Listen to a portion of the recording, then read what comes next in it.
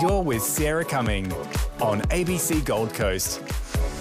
Back in 2019, we all watched on as bushfires raged, and in Binna Burra on the Gold Coast hinterland, devastating the iconic Binna Burra Lodge. Now, since then, the retreat has emerged from the ashes, rebuilding and opening back up to visitors. 4 years on, and the bushfire season, another really frightening one, is upon us again, with the latest modelling showing large parts of Australia, including Queensland, have been put on high alert for significant bushfires in spring.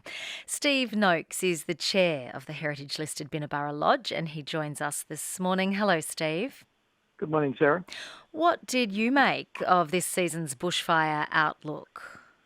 Well, we're on high alert like many parts of Australia now, because the conditions now, 4 years after the devastation we had during the Black Summer bushfires, a lot of the characteristics of that are back with us this year. So we're in full preparation mode and doing the best we can to ensure that we don't experience the sorts of things we'd experienced 4 years ago.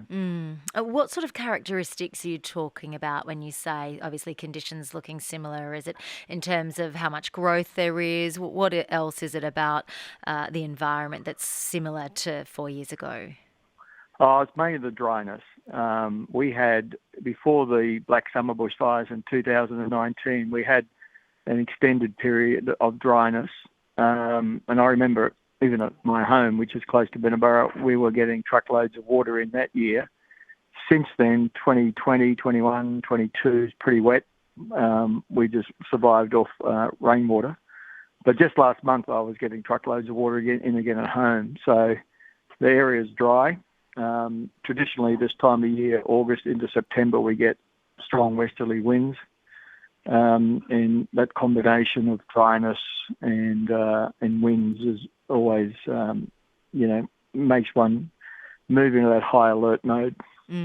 Feels a bit ominous. What's the feeling like amongst your staff and your friends and local residents in the area? Well, here at Binna Burra, our management staff team, we're well prepared. Unfortunately, we were well prepared back in 2019, but that was abnormal conditions all coming together.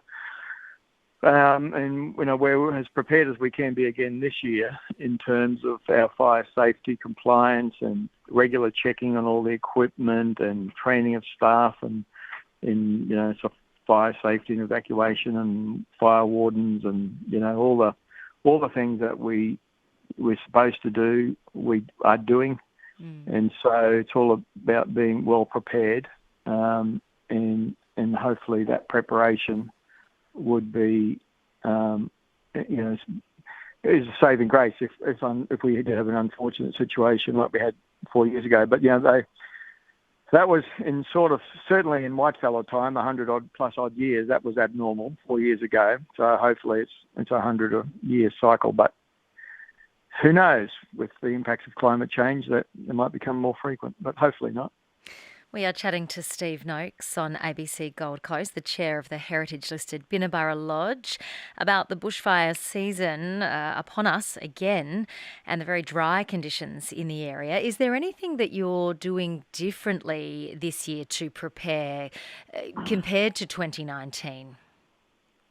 I'm not sure about different. I think what we've probably done is intensified our sharing of knowledge with Queensland Fire and Emergency Services, the national parks, because Binna Burra is located, it's private land inside the national park. So we need to work very cooperatively with national parks. And if national parks put a fire ban on, we follow suit.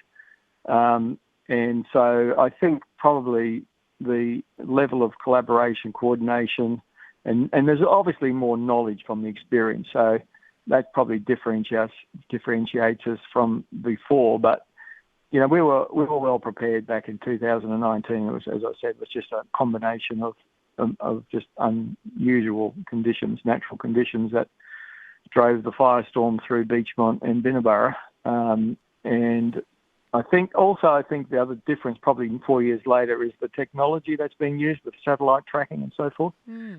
We can get access to information, and the management agencies, the disaster management agencies, got some fantastic access to technology now to help all of us, all the stakeholders, better understand if and when the conditions or the winds and the fires are starting, where we can monitor them. But yeah, look, there's no doubt in Queensland and probably Australia, we're in for a pretty uncomfortable bushfire season, I think, coming up in 2023.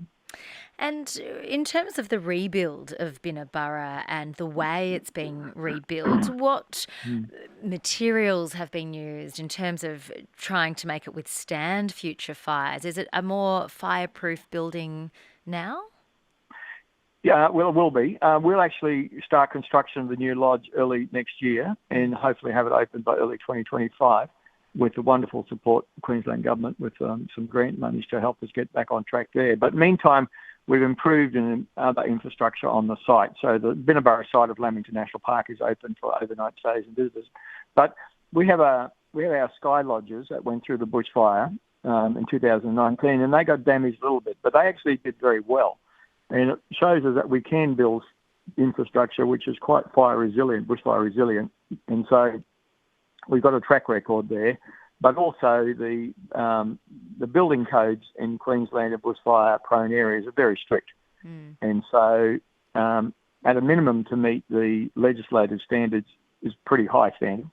And then we try and do in addition to that. And the additional stuff might be extra water storage and sprinkler systems. But in terms of the building materials in bushfire-prone areas in Queensland and Australia, we here in Australia have very high standards on that now. And it's interesting you mentioned the new technologies and satellite tracking tools that you have.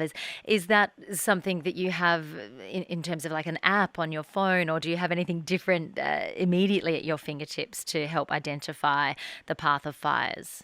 Yeah, a lot of it's publicly available on websites. And then when you're dealing with the emergency services and their coordination, we're very fortunate in Queensland. We have a very sophisticated state-led disaster management framework and systems between local and state government and federal when they're required, and the emergency services units. You know, Queensland's the most natural disaster-prone state in Australia. So, unfortunately, here in Queensland, from the top to the bottom, we're well rehearsed in dealing with floods and fires and droughts and cyclones and so forth. So,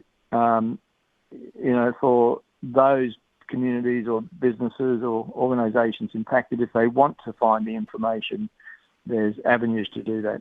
Yes, we certainly do have some new tools at our disposal. Steve Noakes, thank you for chatting to us on ABC Gold Coast. Thank you, Sarah. Steve Noakes there, the chair of the heritage-listed Binna Burra Lodge, talking about the bushfire season upon us again and the outlook with very dry conditions in the region already.